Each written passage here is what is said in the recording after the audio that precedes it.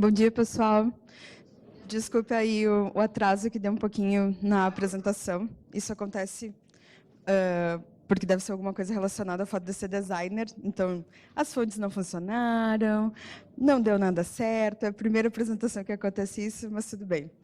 Hoje eu queria conversar um pouquinho com você sobre desenvolvimento de produto digital, sobre product management, mas eu queria primeiro começar falando, ou não, um pouquinho de mim.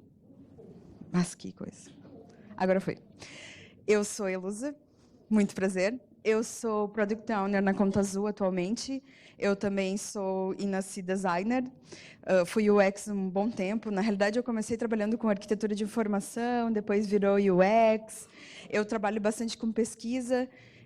Eu adoro trabalhar com pessoas. E chegou um momento na minha carreira que eu pensei assim, olha, o que eu faço é muito mais relacionado com uma visão holística do que necessariamente alguma coisa muito pontual relacionada com UX. Então, eu dei o pulo, né, o salto quântico, e comecei a trabalhar mesmo com produtos. Eu acho que foi uma transição muito natural, quando as pessoas me perguntam, tá, mas tu foi de UX para trabalhar com produto, passei por toda aquela fase de análise de produto, analista de negócios, entender como é que a gente trabalha holisticamente todo esse desenvolvimento. E eu falei, para mim foi natural, porque meio que eu já fazia isso. Eu já gostava disso. E eu também acabei percebendo que, enquanto designer, as coisas que eu gostaria que fossem feitas no produto, elas eram feitas se eu fosse PO. Então, virei PO. A nossa agenda de hoje vai ser... Agora vai ter que ser mais rápido, enfim. Mas é falar sobre desenvolvimento de produtos em um contexto digital, de um ponto de vista de projeto, de um ponto de vista de produto, e também por que dá para trabalhar os dois.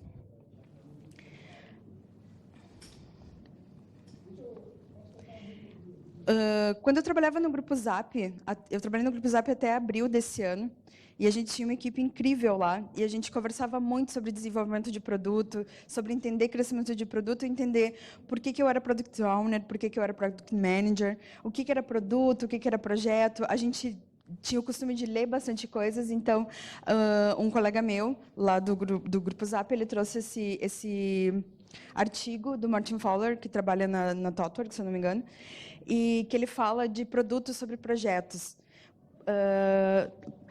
Tu falar de um contexto de desenvolvimento de produto a partir do produto em si, e não necessariamente a partir do projeto, e o quanto isso podia ser bom, e o quanto podia ser ruim, e o quanto era difícil, e como isso influenciava também na dinâmica do time, né, que a gente tá, do time de desenvolvimento de produto. Então, vamos começar falando um pouquinho de projeto.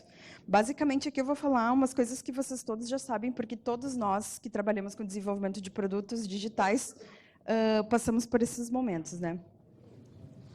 Ou não.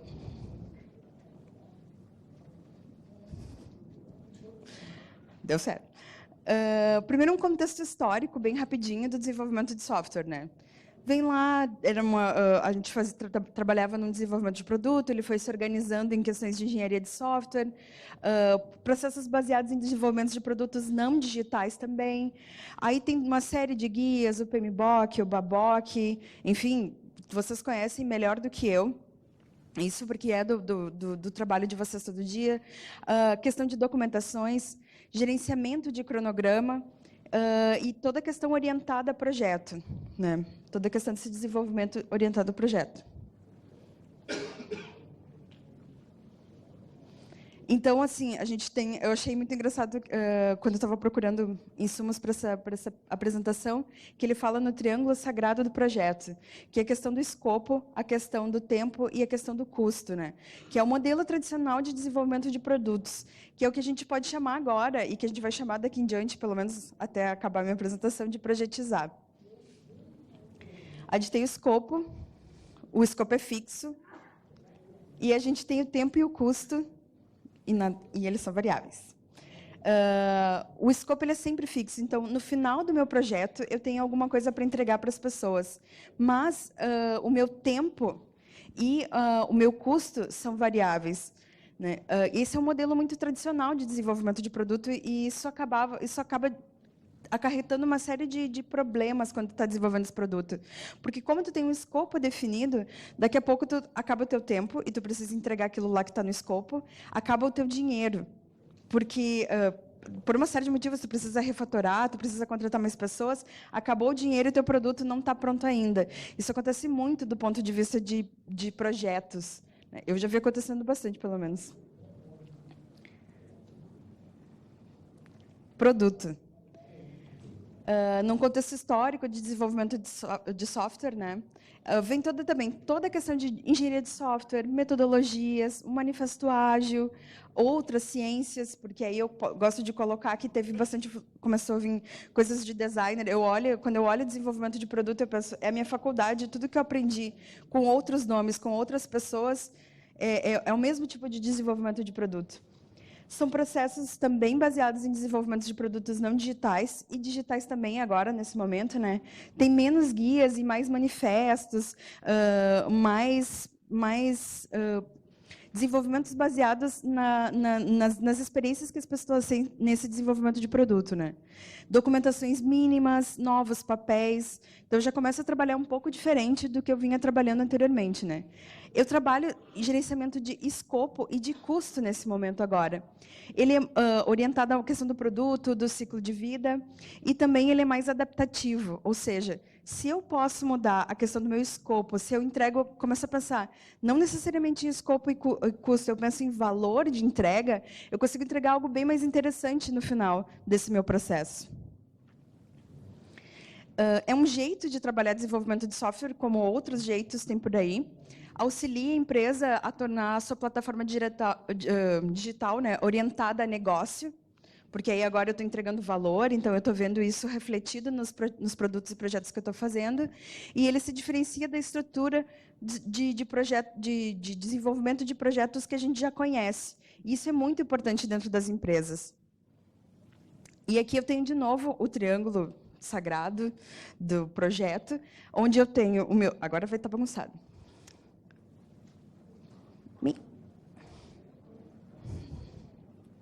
Eu disse que estava bagunçado. Onde eu tenho o tempo, o custo fixo e o meu escopo variável. Nesse momento, muda como eu estou pensando no meu produto. Se eu estou pensando numa entrega de valor, eu necessariamente não preciso entregar uma série de features que eu tenho planejada. Se eu entregar uma feature que vai entregar o valor real daquele produto para o meu cliente, eu estou entregando muito mais do que se eu entregasse uma série de features anteriores a isso, no caso. Então, a partir de agora, a gente vai falar desse tipo de desenvolvimento de produto como produtizar. No que se difere produtizar de projeto, né? Uma das coisas que a gente conversava é que tem mais ou menos quatro pilares que tu consegue perceber muito rápido essa diferenciação entre desenvolvimento de produto e de projeto, no caso. A parte do financiamento, né? No que o dinheiro é investido. A parte do time, que são as durações desse time e as restrições que esse time tem. Nos fluxos, que é a questão de priorização e a hierarquia do que tu está fazendo nesse desenvolvimento de produto, e o resultado, e é aquilo que é medido na entrega final. Então, como assim, o que é financiado, né? No projeto, é uma solução pré-determinada ou com um delineamento de um escopo. Então, eu tenho um escopo, eu tenho uma série de features para entregar, eu estou pagando por isso, no caso. Quando eu estou falando de produto, é um time, eu estou pagando, na realidade, por um time, por revisões periódicas, trabalhando com problemas do mesmo espaço, com um roadmap alinhado à estratégia de produto e do negócio, principalmente. Eu entrego valor para as pessoas, eu entrego para ela o que interessa naquele momento. As pessoas veem mais rápido o valor do dinheiro que ela está pagando para a gente desenvolver aquele produto para ela. Qual parte do projeto é financiada, no caso, agora? Nenhuma? Projeto é o desenvolvimento da solução. Então, tu tem um projeto, tu tem uma solução, tu tem um produto, então eu estou pagando pela solução daquele problema. E quando eu estou falando de produto, é construção, acompanhamento, sustentação, iteração, todas as pivotagens que tu tem durante aquele processo, porque tu vai testando, iterando, tu começa a ver agora nesse princípio de produtização todas as coisas relacionadas com ágil, com lean, com desenvolvimento de produtos super atuais que a gente vê todos os dias agora e que as pessoas escrevem muito, que as startups mais legais de trabalhar no mundo trabalham com isso, né? E tudo que for necessário para garantir de um modo verificado, é muito importante isso, que o problema que tu está querendo resolver para ele esteja resolvido. Qual a duração do time? Quando tu fala em projeto, até entrega ou fim do financiamento desse projeto. Então, teu time está trabalhando, eu trabalhei muitas vezes assim, tinha um baita projeto, era muito legal, dava as coisas erradas, davam as coisas certas, acabou, entregou, acabou o time, a gente ia para outras iniciativas e, às vezes, era um MVP, ficava para trás. É um problema esse tipo de coisa. Acabou o time. Quem é que vai cuidar das iterações desse time? Quem é que vai cuidar do que tu está solucionando, né, no caso? E, em termos de produto, podem ser anos. Enquanto o roadmap tiver relevância para o negócio. Então, por exemplo, eu tenho uma entrega, eu tenho um MVP, eu consigo validar, eu consigo evoluir esse produto. Então, tu começa a observar essas startups ou grandes empresas que tem por aí, a evolução do produto. Olha o Gmail, por exemplo, ele é um produto contínuo. O próprio... esqueci o nome. Que as pessoas ouvem música, mas conhecem. Spotify também, né? Ele é um produto único, ele é uma plataforma, inclusive, mas as pessoas ficam trabalhando e iterando anos no mesmo processo. Que inteligente, eu não tinha lembrado. Quanto tempo as pessoas ficam dedicadas nesses processos? Em termos de projeto, até o final do projeto, né? Podendo receber uma nova atribuição no final. A gente dá muita sorte, às vezes, quando a gente trabalha num lugar que trabalha orientado ao projeto e o nosso time continua e a gente consegue entregar muito além do MVP. E eu, assim, eu já trabalhei em várias empresas e eu posso dizer para vocês, é sorte mesmo. Porque, geralmente, tu vai receber uma nova incumbência no final. Ah, legal, eu trabalhei no Terra há muito tempo. Legal, agora a gente entregou o artigo, vamos fazer a capa nova, vamos fazer uma busca nova, vamos procurar uma nova tabela, coisas que não eram nada relacionadas aos produtos. E todas as coisas que tu pensou, tá, mas o meu MVP2, as coisas que eu queria colocar lá, morreu.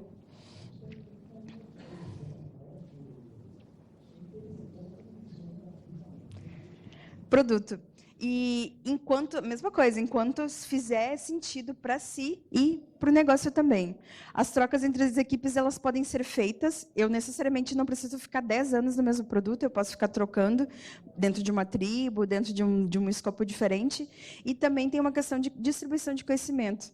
Nesse momento, a gente vê outras coisas entrando também no parecer de desenvolvimento de produto. A questão de gestão de conhecimento, como é que tu passa, porque esse conhecimento para outras pessoas, como é que tu vai parear, como é que tu vai entregar esse produto, porque nós estamos falando de desenvolvimento ágil, que tem uma documentação mínima, tem alguns lugares que é muito sofrido, inclusive, a questão da documentação, porque tu sai de um extremo em que tu documentava até o ar que tu respirava para uma coisa super ágil que não tem documentação nenhuma. Ou então, fica coisas perdidas em histórias, é um sofrimento total. Então, existe uma coisa de distribuição de conhecimento, de gestão de conhecimento bem importante nesse momento para a gente trabalhar. Restrições sobre a organização dos times. No projeto não tem uma restrição, né, para tu delinear os times. Isso é uma coisa legal. Mas o controle passa o tempo inteiro por um gerente de projetos. Ele é o cara que é encarregado daquele produto, de entender o que tu está entregando naquele projeto. Então, não interessa muito quem está no time, necessariamente. Se o gerente de projeto está ciente do que está acontecendo e consegue passar para os novos integrantes do time o que está acontecendo, né? Em termos de produto, os times eles são organizados, alinhados conforme as capacidades relevantes daquele time. Então, se o cara tem muito conhecimento, ele trabalhou com buscas, eu vou contratar um PO que trabalhou com buscas. Se eu quero trabalhar com alguma coisa relacionada com varejo, eu vou trabalhar com PO que eu estou falando de contexto de PO, mas existe num contexto de desenvolvimento também. Trabalhou com varejo também, né, no caso. E o time tem autonomia e tem foco no negócio, porque é o time que ajuda a escolher quais são as soluções que são importantes para aquele produto. Qual a distribuição do fluxo? Lembra, esse fluxo foi uma coisa que a gente comentou também, que era um dos 4 pilares, né? Em termos de projeto, eles são em departamentos separados. produto nunca quer vir. Em uma única estrutura, com uma hierarquia unificada quando eu estou falando de produto. Então, é bem interessante tu ver como é que vai rolando toda essa questão de distribuição de fluxo, porque tu pode trabalhar também com toda aquela noção de conhecimento de fila, tu vai entendendo questão de priorização, tu vai entendendo muito sobre todo o teu produto. Como o trabalho é priorizado? Em termos de projeto, dentro de uma visão de portfólio de projetos, né? Com decisões já tomadas, ou seja, vamos desenvolver a nova capa do Terra? Vamos. Vem pronto para ti, tu não tem que pensar, mas olha, talvez não fosse a melhor coisa fazer a nova capa do Terra, talvez fosse mais interessante. Isso não cabe a ti escolher, porque vem produto, vem o projeto pronto para tu resolver já. Não? Um pouco mais. No produto, é pelo dono ou gerente de produto, né? E as suas referências dentro da área de negócios. Ela também é pelo time, pelas iniciativas do PMO, de uma liderança técnica. Eu começo a ver como é que rola essa priorização a partir de tudo que essas pessoas estão fazendo e estão desenvolvendo, né? O time tem que gerar ideias para evoluir esse produto. Como é que é o processo de validação? Em termos de projeto, é acompanhamento do projeto, né, com o objetivo de obter aprovação. Então, eu vou entregando, e daqui a pouco eu tenho um projeto pronto, validado, mas a validação, ela geralmente, tu só vê o benefício disso no final, na entrega, quando tu entregou, o projeto está pronto, está aqui, eu consigo validar ou não. Isso, de repente, pode levar meses, pode levar um ano, pode levar mais de ano, inclusive, para tu conseguir entregar um projeto completo.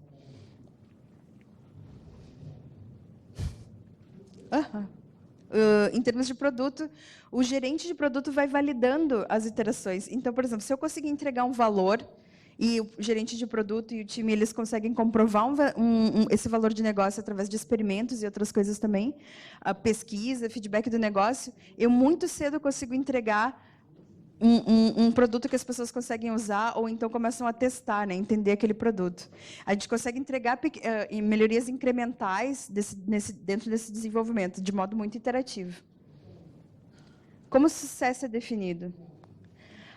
Em questão de projeto, entrega no prazo e com o escopo definido. É a coisa mais linda do mundo, chegar no dia 12 e entregar o projeto que tu prometeu, entregar no dia 12, com todas as features lindas e maravilhosas que tu prometeu entregar no dia 12. Em termos de produto, a melhoria de uma métrica ligada ao objetivo de negócio. Então, se eu estou falando em valor, eu não estou falando mais nas features que eu entreguei, eu estou falando de uma métrica que eu estabeleci para aquele produto. Então, a minha métrica é aumentar a quantidade de page views de uma notícia, por exemplo, ou aumentar a quantidade de pessoas que trabalham lá dentro, de computadores dentro do Conta Azul, que é o meu caso hoje. Se eu consigo melhorar a métrica, é um fator de sucesso, muito mais que uma entrega das coisas que eu estou fazendo. Eu prometi 3 features, entreguei 2, mas a minha métrica melhorou muito. Então, isso é critério de sucesso. Em relação ao time produtizado, né? Ele é orientado ao resultado e não entrega, ou seja, valor, bem que eu estou falando, valor, e não em termos de features. Ele é extremamente alinhado ao negócio, ele é durável, ele é multifuncional, ele é capaz de idealizar, construir, manter as soluções que ele planejou, que ele pensou. Existe uma questão de desafios relacionados a esses times também produtizados, né? Que é a habilidade de reorientar rápido, porque tu pode estar testando aquele produto e, de repente, tu percebe que aquele produto ele não tem fit com o mercado, ele não está funcionando, então, ao mesmo tempo, tu tem que colocar em foco a questão do feedback contínuo, mudanças de orientação, pivotar. Não tem um ponto final do projeto, o produto está sempre evoluindo nesse caso, né? A responsividade do time é medida pela capacidade de se reorientar. Então, um time sênior, um time maduro que consegue trabalhar esse desenvolvimento de produtos, ele tem uma responsividade rápida em relação a essa reorientação. Ups. Meu Deus. Já foi? Já foi.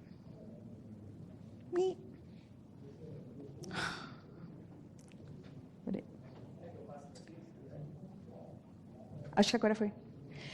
Redução do tempo de ponta a ponta. É muito mais do que medir, né, o tempo de desenvolvimento. Não é mais uma questão de 3 meses para entregar alguma coisa, é o tempo que eu tenho para entregar um valor. O time tem controle desse gerenciamento. Existe um uso deliberado de automações, então eu tenho testes automatizados, eu começo a trabalhar com outras coisas que talvez não sejam tão importantes quanto está falando lá de custo e de tempo. Não tem medo de deploy, de gerenciar a produção, de entregar continuamente. Então, tu vai entregando, tem continuous delivery, tu já começa a ver outros buzzwords quando tu está nesse tipo de desenvolvimento. Os especialistas ainda servem ao time, porque como existe uma constante evolução, existe também a questão da importância das pessoas dentro do time. Habilidade para iterar verdadeiramente, porque enquanto tu não põe o produto para as pessoas testarem, ele não está funcionando de fato. Então, os grandes blocos eles perdem benefício da validação rápida. Se eu resolvo entregar várias features juntas, eu levo muito tempo para entregar aquelas features e eu acabo demorando muito tempo para validar. Isso é uma coisa bem ruim. É muito importante focar no monitoramento dos benefícios, das métricas do produto, e não na questão do escopo. Foco em qual problema foi resolvido, não na etapa ou na versão. E também o uso de ferramentas de feedback, né, que são bem importantes nesse contexto de desenvolvimento. Motivação do time dinâmica, né? A formação do time é um processo que leva tempo. Os times em modo de produto, eles têm maior tempo para atingir performance, mas no momento que aquele produto atinge uma estabilidade, autonomia, maestria, propósito, ownership, que é uma coisa bem importante também. Questão de integridade da arquitetura, né? Times com foco na entrega, eles tendem a abandonar ou negligenciar a arquitetura da solução. Eu preciso entregar uma coisa muito rápida, então, de repente, pode não ser a melhor arquitetura, a melhor coisa para entrega, né? E os times em modo de produto, eles sabem que vão ter que sustentar aquela solução que eles estão pensando por muito tempo, afinal de contas, eles vão continuar trabalhando nesse produto por um tempo bem maior. E existe uma maior responsabilidade sobre o trabalho que é feito. É meu produto, então é do meu time, no caso. O time tem esse ownership, então eu não vou entregar uma coisa que é ruim, né? Propriedade de códigos e sistemas também são importantes, né? Que os times são responsáveis a longo prazo pelo que eles constroem. Existe uma posse compartilhada desse produto, né? E de cada time. Existe uma questão de autonomia com responsabilidade e existe também, assim, eu encontrei um bug, eu estou lá olhando, encontrei um bug, ou descobri, olha, de repente a gente pode trabalhar uma nova funcionalidade, o time tem autonomia para chegar e submeter, olha aqui, Elusa, eu sei que tu é PO, mas eu percebi isso daqui, seria interessante, acho que dá para a gente priorizar.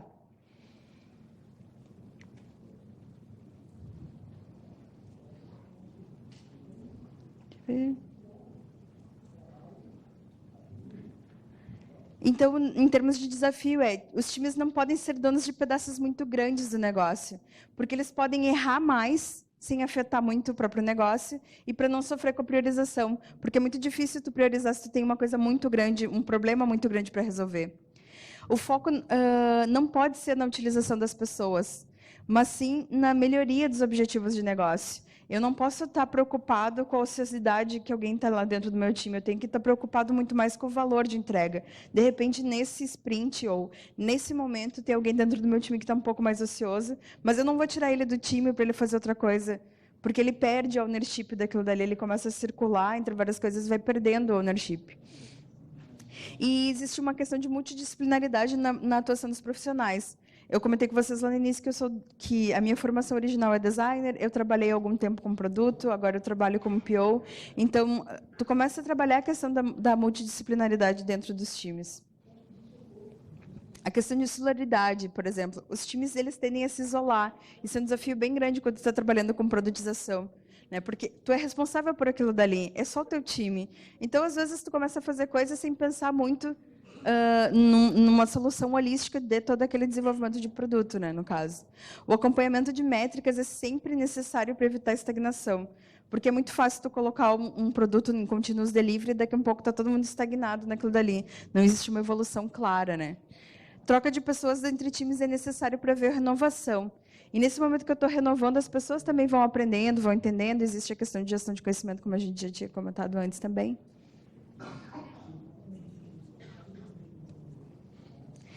E a gente tem que cuidar muito da questão dos novos feudos, né? O modo de projeto ele incentiva a existência de feudos orientados por atividade.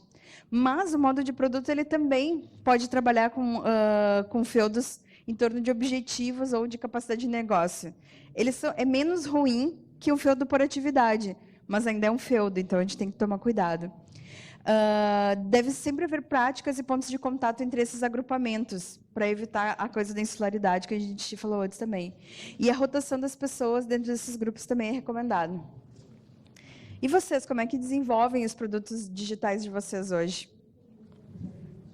Todo mundo quer trabalhar nas empresas legais, que trabalham com todas essas coisas muito legais relacionadas. Tu vai ler um texto, sim, a minha empresa trabalha com Business Value, trabalha com retrospectiva, trabalha com Scrum, com Agile, Design Thinking. As pessoas adoram essas palavras e adoram trabalhar em empresas que trabalham com isso.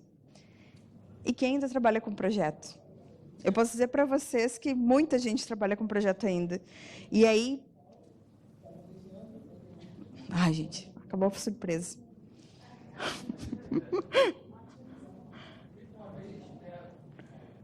Eu fiz isso.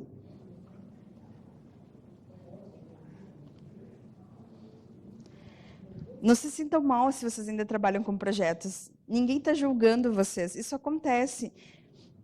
Assumir que os projetos, que trabalhar com projetos pode ser bom, que a iniciativa não é datada, ou menos ágil, ou pouco lean, hoje em dia é quase uma heresia tu falar um negócio desses, né, dentro de alguns contextos. A gente pode estar vendo o demônio onde não tem na realidade. A gente pode trabalhar com projeto também. Eu tenho data para entregar alguma coisa. Não é um problema eu trabalhar com projeto. Mas é importante eu saber que, depois de algum momento, eu tenho que transformar esse meu projeto em uma questão de desenvolvimento de produto.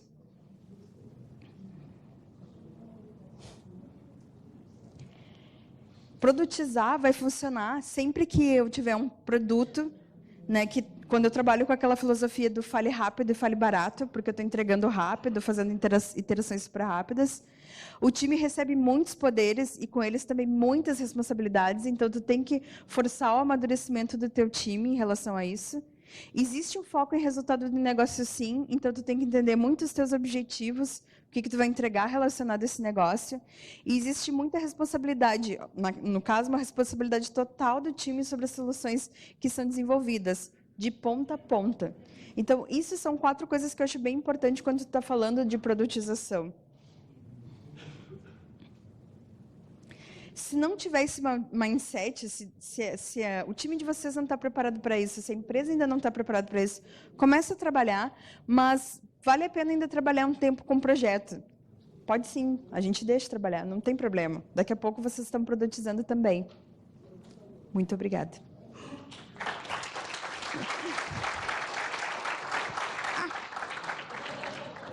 Peraí que eu tenho que colocar aqui, senão as mulheres vão brigar comigo. Não aconteceu nada. Então tá, obrigada. Alguma pergunta? Meu nome é Valdemar, né? Eu gostei bastante. Meu nome é Valdemar, eu gostei bastante da palestra, mas assim me pintou uma dúvida, né, que é sobre a questão de um momento exato, o momento certo de você saber quando você deve efetuar as trocas de pessoas entre times. Provavelmente, em algum momento, o teu time tem bastante maturidade, bastante desenvolvimento, já desenvolveu bastante tempo aquele produto, já funcionou durante muito tempo. Então, nesse momento, de repente, assim, olha, a gente está pensando em evoluir o produto de alguma forma. Pensa em como é que vai ser esse desenvolvimento, como é que vai ser essa evolução de produto, e aí tu começa a pensar em como essas pessoas podem circular dentro de outros times para, de repente, daqui a pouco trazer algumas coisas novas para o teu time também. Mas também existe, às vezes, essa questão pessoal, né? Olha, faz 2 anos que eu estou aqui, deixa eu ir para outro lugar. Aí também é uma outra coisa para levar em consideração. Oi, meu nome é Rafael, sou do grupo Projeção, Grupo Educacional de Brasília. Minha pergunta tem relação com alguns conceitos que você apresentou para a gente sobre empoderamento, assunção de responsabilidade, enfim, que a gente consegue ver um paralelo em relação à psicologia positiva, até inteligência emocional, que são outras áreas de estudo que tem muito em voga. Isso é deliberado ou realmente uma convergência? Ou você também usa esses conhecimentos no seu dia a dia, no seu trabalho? Eles, de fato, fazem parte, sim, do teu skill? Essa é a minha questão. Olha, eu acredito que algumas dessas coisas fazem parte do meu skill de trabalho, mas eu acho que também existe realmente uma convergência de valores. Quando tu começa a trabalhar, trazer outras ciências para dentro do desenvolvimento de produto, essas outras ciências começam a trazer também coisas novas. Então, tu pode trabalhar a inteligência emocional do time, por exemplo, para que ele tenha ciência do ownership que ele tem, do entendimento que ele tem sobre o desenvolvimento de produto, para que tu melhore a senioridade desse time. Então, existe uma série de coisas que tu consegue agregar. Talvez não seja necessariamente uma característica de um PO ou de alguém dentro do time, mas são coisas que tu pode trazer de alguma forma quando tu está fazendo uma transformação ágil ou alguma coisa, mudando o mindset mesmo. E aí tu vai trazer todas essas novas ciências, esses inputs de outras ciências para dentro do desenvolvimento de produto, de software, no caso também. Oi, eu sou a Samantha, estou aqui para aprender e compartilhar. Eu gostaria de saber se você participou dessa mudança do Conta Azul de projeto para produto ou em alguma empresa, e quais são os sentimentos e assim o que aconteceu com o time, como se essa foi uma mudança que foi top-down, como foi isso? No Conta Azul não, eu estou trabalhando no Conta Azul desde maio. E lá já trabalha em questão de produtização, de plataforma, desenvolvimento de plataforma de produto. No Terra, quando eu cheguei, também já era ágil. Na realidade, no Terra, houve uma desconstrução, né, porque no Terra passou por uma série de coisas também. Mas eu participei disso quando eu estava no Zap. Né? A gente também trabalhava com toda uma questão de projetos, orientada a projetos. A gente tinha uma semana que outras pessoas debatiam quais seriam os projetos que a gente ia trabalhar. A gente pegava esses projetos, depois estudava, como PO, né, no caso, e estudava, entregava, e o time ia entrar lá no terceiro momento dessa construção. Aí, o ano passado, o Zap ele teve em maio, mais ou menos, ele teve uma injeção de dinheiro, de pessoas que acreditaram no trabalho. Então, a gente, não, olha, nesse momento a gente vai ter que mudar, a gente vai ter que sair um pouco disso. Demorou. A gente olha todas essas coisas relacionadas com ágil e tudo é muito lindo, é muito legal. Mas quando tu vai colocar isso em prática, tu sente aquele negócio assim, parece piada que não tem timing, sabe? É demorado, não é uma coisa que funciona tão fácil assim. Tem coisas que são muito tranquilas para tu trabalhar com o time, tem coisas que são mais devagar. Tu quer muito trabalhar com ágil, tu quer trabalhar com dinâmicas, tu quer colar post-it também, como as pessoas outras fazem, mas é um pouco complicado, é difícil, assim, é demorado como isso funciona. Então, tu vai realmente, é questão de mudando o mindset. Quando o Grupo Zap teve a fusão com o Viva Real, o Viva Real tinha todo um outro mindset, muito mais de startup, algumas outras entregas. Então, foi tipo, sabe, na praia, assim, quando tu toma o caldo, é isso, assim, tu entra na água achando que sabe tudo, vem o caldão e te derruba. Porque eles vinham com um mindset muito diferente do nosso, que a gente achava que já estava super evoluído. Então, mas foi muito legal também ver esse processo. Ainda está rolando por lá, ainda está acontecendo isso, mas como é que a gente põe todas essas inovações e como é que a gente trabalha nos times isso, sabe? É bem interessante de ver. Mas é tudo com calma, tem que ser trabalhado com bastante calma, porque realmente você tem que trabalhar com a inteligência emocional do time. O time está acostumado a trabalhar com algumas coisas, ele está trabalhando daquele jeito. Até agora, eu trabalhei desse jeito e deu certo, por que eu tenho que mudar? Por que o jeito dele é melhor que o meu jeito?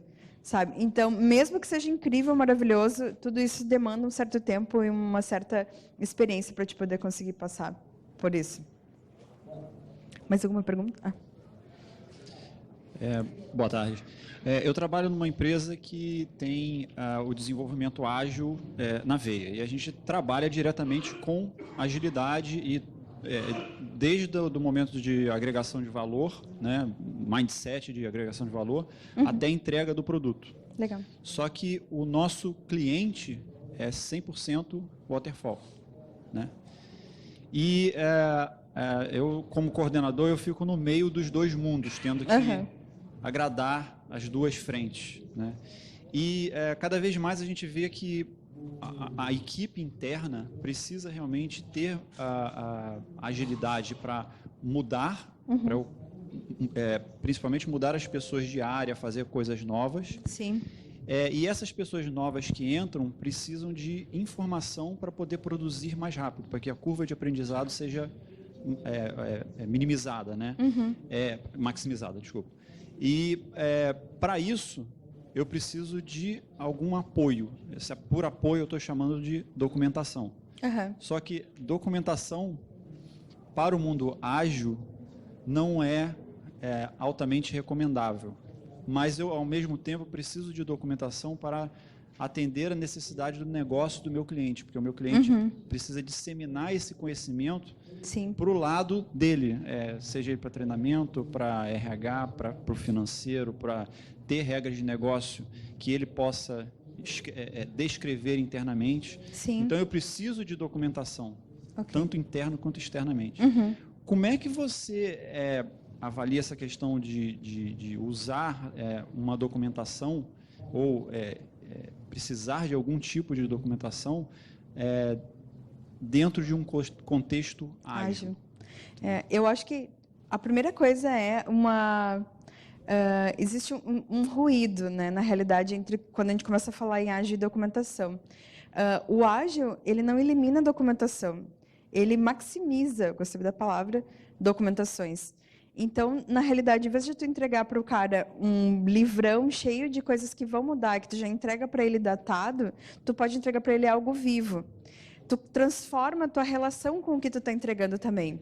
Por exemplo, agora no meu trabalho a gente também está passando por esse tipo de coisa. Como é que a gente documenta melhor? Porque a empresa está escalando. Então, algumas coisas que funcionavam quando ela era menor não vão funcionar agora que ela está crescendo. Que está entrando muita gente, então tem conhecimento se perdendo. Né? Como é que tu trabalha essa gestão de conhecimento lá dentro? E a gente falando, não, tem que ter documentação sim. Documentação não é um problema, e mesmo a gente trabalhando com ágil, mas aí tu trabalha de uma forma diferente. No lugar de tu fazer um livro de alguma coisa, por exemplo, tu pode fazer um mind map. Tu pode envolver mais os stakeholders em momentos importantes de desenvolvimento de produto. Existe as Inceptions, por exemplo, que a Mayra sempre colocou lá dentro do grupo Zap e que ela faz também consultorias disso. Ela fala exatamente disso, de trazer as pessoas para dentro, porque elas também entendem o contexto de desenvolvimento de projeto, do teu produto, né, no caso. E aí elas começam a esperar, não um set de features desse produto, elas começam a esperar um valor que tu vai entregar daquilo dali. Elas se veem parte daquilo.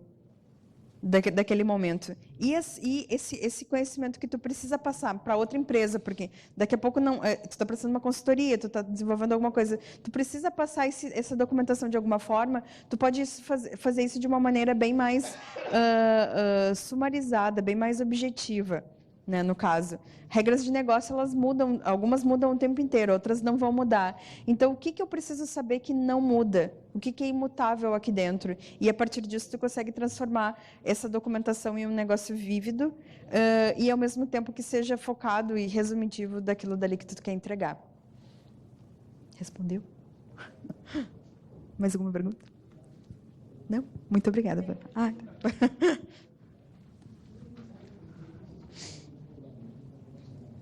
Oi, Eluz. Oi. Como que você vê hoje, a partir das métricas de produto, que, na minha percepção, ainda estamos longe de realmente utilizá-las, e muitas vezes, na saída de uma Inception, com o escopo do produto, todo mundo vê aquilo e fala, a gente vai fazer tudo isso. Em vez de, não, nós vamos focar no MVP1, vamos ver o retorno, aí eu vejo que a gente deveria ter um time para isso. Como que você pensa em relação a tudo isso? Porque na entrega do MVP1 já vão direto para o MVP2, achando assim, então tudo certo. E, na verdade, sem aguardar a resposta. Como que você percebe todo esse... que é uma visão produtizada, né? É porque a gente também está acostumado com o mindset de projeto. O projeto, como é uma série de features, quando tu entrega, tu já passa para outra série de features. Isso é legal em termos quando tu tem um time. Tu tem a completude, tu entregou alguma coisa. Se aquilo ali está entregando valor de fato, ou se aquilo ali segue as métricas, os objetivos que tu tem em relação àquele produto, isso já são características de um desenvolvimento produtizado. O teu time precisa aprender que, na realidade, tu entrega valor o tempo inteiro, não features o tempo inteiro. né? Então, no momento que eu estou entregando, eu posso entregar 2, 3 valores em uma onda, por exemplo. O meu cliente fica muito mais satisfeito e muito mais interessado, porque ele vê as métricas. O meu objetivo é aumentar o número de page views. Então, eu consigo chegar naquele objetivo. Agora, se para isso eu precisei fazer uma série de... O que eu precisei fazer lá dentro muda, né? Vai ser diferente. E eu acho que está faltando um pouquinho disso, na realidade. Da gente tirar a coisa do... É tudo legal, é tudo muito lindo, mas o meu dia a dia é esse daqui. Então, eu acho que falta um pouquinho a gente colocar no dia a dia esse mindset mesmo de desenvolvimento de produto, de eu entrego valor e não feature. Legal, obrigada. Era isso, então, pessoal, muito obrigada.